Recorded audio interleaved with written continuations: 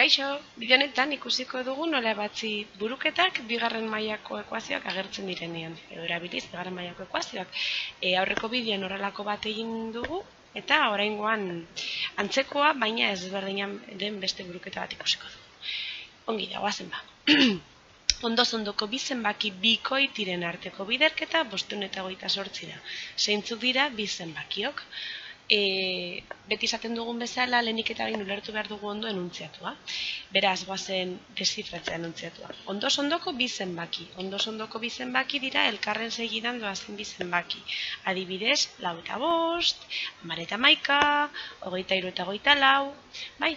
Baina zer dio enuntziatuak bikoitiak izan behar dutela zenbaki horiek? Beraz, aipatutako ondo-ondoko zenbaki hauek ez dira bikoitiak. 4 eta 5 ez dira biak bikoitiak, 4 bada, baina 5 ez da. Orduan, ondo-ondoko eta bikoitiak izateko izan behar dut adibidez 4 eta 6, edo 10 eta 12, edo 24 eta 26. Konturatuko zineten bezala, ondo-ondoko zenbaki bikoitien artean beti dago bi unitateko aldea. 4tik 6ra bi unitate daude, 10tik 12ra bi unitate daude, eta 24tik 26ra bi unitate daude. Ere, ondo da. Bueno, esaten du, ondo-ondoko bi zenbaki bikoiti horiek biderkatuz, 500 eta 28 zenbakia lortuko dugula. Galdera da, zeintzuk diren bi zenbaki horiek. Goazen ba, ez ezagunak identifikatzera. Lehenengo zenbakiari nola esango diogu? Kontuan izan behar dugu bikoitia izatea nahi dugula. Beraz, nola bermatuko dugu zenbaki hori bikoitia izatea? Biderbi eginez, edo zein zenbaki biderbi eginez, bikoitia da beti.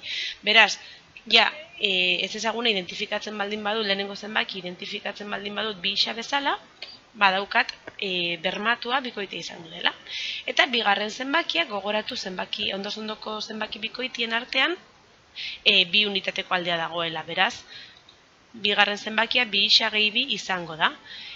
Izan ziteken bi isaken bi, baina nik erabaki dut gehi bi izatea. Hala ere, erantzuna buruketaren emaitzetan aldatu. Orain egingo duguna izango da buruketako datuak lengoai algebraikora pasatu, hau da ekuazio bihurtu. Badakigu lehenengo zenbakia, bigarren zenbakia 528 dela. Goazen adierazpen algebraikoekin egitera. Lehenengo zenbakia bi isa, bigarren zenbakia bi isa gehi bi, 528 da. Hona hemen ekuazioa. Eta abiatu gaitezkeia, ekuazioa ebaztera, eta ondorioz soluzioa bilatzera buruketari. Ondo da. Hau da dugun ekuazioa, bai? Buruketan agertzen zen informazio ekuazio bihurtua, eta goazen ebaztera. Bi isa bider bi isa, lau isa karratu. Bi isa bider plus bi, lau isa. Eta 528 geratzen da segon lekuan. Orain, 528 hori beste aldera kentzen pasatzen baldin badugu, hemen geratzen zegoen bigarren mailako ekuazio hau, prest dago, bigarren mailako ekuazioak ebazteko formula aplikatzeko. Beraz, identifikatuko ditugu koefizienteak eta gaiazkea. A, lau da. Bai? Hau da, isak berbi biderkatzen duen koefizientea lau da. B, lau da ere. Isa biderkatzen duen koefizientea lau delako.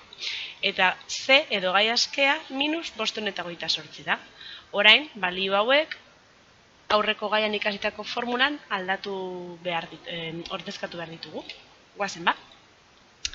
Gogoratuko dugu formula. Isa berdin minus B, minus lau, plus minus, erro B karratu, ken lau bider A, lau bider C, minus 528. Hau dena, zati bi bider A, eta A lau da.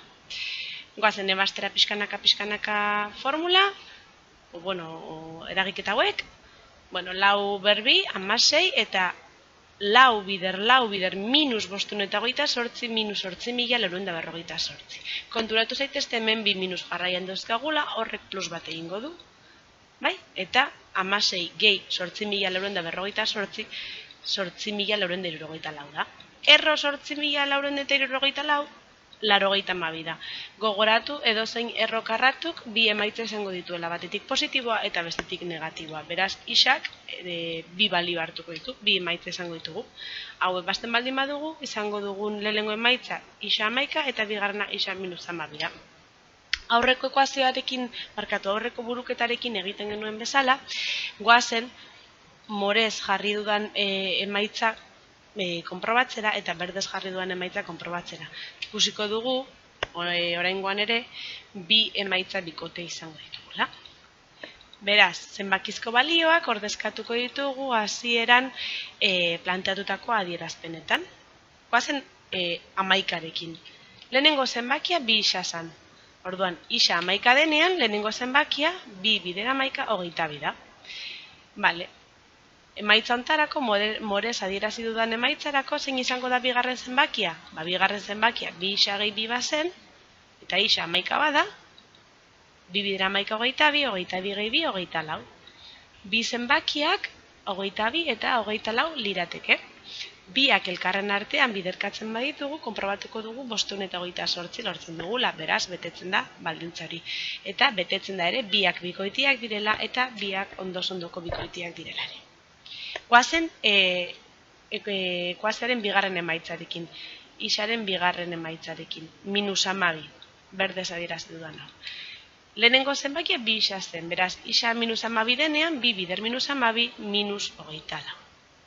Bigarren zenbakia, 2 isa gehi 2 zen, 2 bider -12 gehi 2, -24 gehi 2, -22. Oraingoan ere, biderkatzen baldin baditugu, -22 eta -24 beraien artean, 528 lortzuko dugu ere, eta berriro ere betetzen da biak bikoiti eta biak ondosondokoak direla. Beraz, erantzuna, 22 eta 24 da alde batetik, eta -22 eta -24 da bestetik. Bueno, ulertu izan espero dut, eta edozein zalantzarekin ez zaidazue lasai asko ondo izan.